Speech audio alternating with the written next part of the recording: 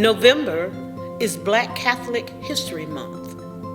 To celebrate this month, we are remembering the 6 African Americans currently on the path to canonization. Today, let us share the story of servant of God, Sister Thea Bowman. Bertha Bowman was born on December 29, 1937, in Yazoo City, Mississippi. She was the granddaughter of a slave and the only child of a doctor and a teacher. Her father had abandoned a career in New York after an aunt convinced him that African Americans in the South had great difficulties getting quality medical care.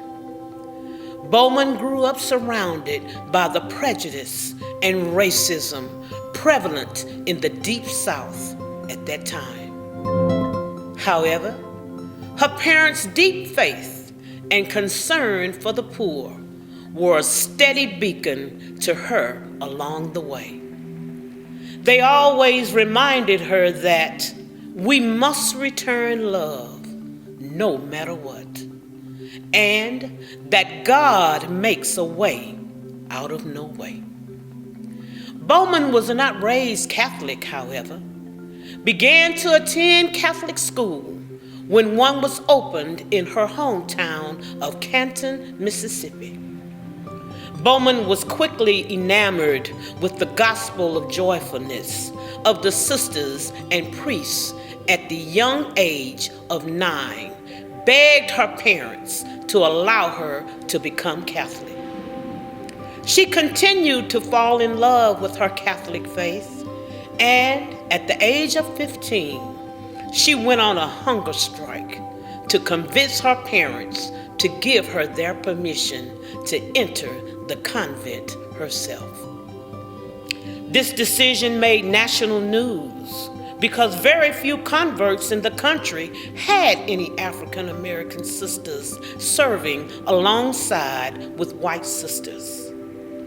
When she made her religious vows, she was given the name Sister Mary Thea. Mary in honor of the Blessed Mother, and Thea in honor of her father, Theon. In Greek, Thea means of God. Sister Thea was very intellectually gifted. After teaching for a long time at the very school she grew up in, she would be sent to the Catholic University of America, where she earned a master's and a doctorate in English. Sister taught at the college level through the 60s and 70s. She was deeply touched by the racial and social tumult of her day. She worked tirelessly to teach, speak, sing, and pray with others to help bring healing and understanding to the church and society at large. In 1978, she moved back home to take care of her parents and became the director for intercultural affairs for the Diocese of Jackson, Mississippi. She also began teaching at Xavier University in New Orleans, where she helped establish the Institute for Black Catholic Studies. Our revivalist, Father Manuel Williams, was one of her students and now teaches in the same institute. Sister Thea would travel the country, speaking at over 100 different venues every year, sharing her faith, her spirituality, and her African American heritage. She visited Mobile on several occasions, visiting multiple different parishes. She was instrumental in developing the Lead Me, Guide Me hymnal and helping to integrate other elements of Black culture into the Catholic expression of the faith. In 1984, profound, unexpected sufferings came her way. In that same year, Sister Thea had to bury both of her parents and also was diagnosed with breast cancer. For the last 6 years of her life, she battled with cancer and was weakened by regular chemotherapy treatments. However, she persevered in faith and continued to travel around the world with faith and joy, pledging to live until I die.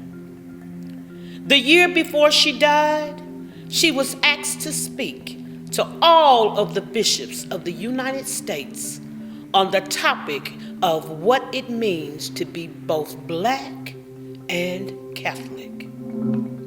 In a speech that brought every bishop to tears and rising to their feet in applause, Sister Thea famously said, "I come to my church fully functioning. I bring myself, my Black self, all that I am, all that I have, all that I hope to become. I bring my whole history, my traditions, my experience, my culture, my African American song and dance, and gesture and movement, and responsibility as gifts to the church." She died on March 30th, 1990. She asked to have the words, "I tried," placed on her tombstone, explaining, "I want people to remember that I tried to love the Lord and that I tried to love them."